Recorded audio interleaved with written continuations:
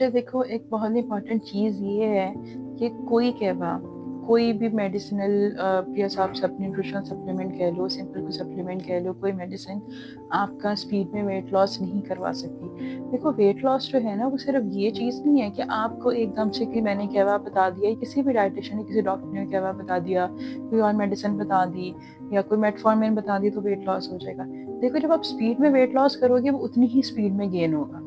ठीक है, वो क्रैश डाइट मैं करवा दूंगी आपको, लेकिन वो आपसे हैंडल नहीं होगी। ठीक है, इसीलिए आहिस्ता आहिस्ता करके कंसिस्टेंसी रखनी है। जितना टाइम वेट को लगा आते हुए, ऐसा कभी भी नहीं होता कि आप एक दिन सोए हो तो सुबह उठ के आपका वेट गेन हो गया। ठीक है, वो जो उस वक्त हुई होती है या तो ब्लोटिंग होती है या वो पफिनेस होती है।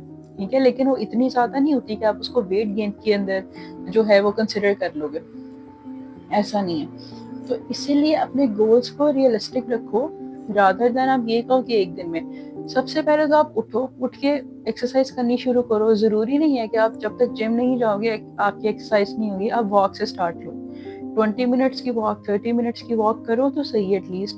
अपनी डाइट को तो बेहतर करो। आपके मील्स ही जब एक लाइन पे नहीं होंगे, मैनेजमेंट के अंदर नहीं होंगे, आप ब्रेकफास्ट ही नहीं कर रहे या कर रहे हो तो उसमें आप ये कह रहे हो कि मैं तो पराठा छोड़ ही नहीं सकता। ठीक है, आपकी जो है कुछ प्रेफरेंसेस होती हैं, आप उसको नहीं छोड़ सकते, लेकिन अपनी बॉडी के लिए तो आपको करना पड़ेगा।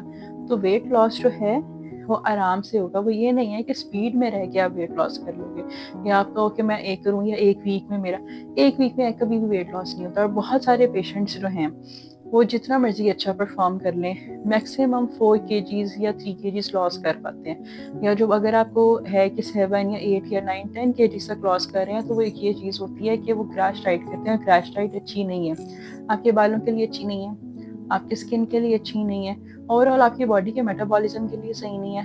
क्या पता कि आप इस तरह की क्रैश डाइट करो कि आपकी बॉडी में एक्स्ट्राऑर्डिनरी डेफिशिएंसी हो जाए जो कि ऑलरेडी थी।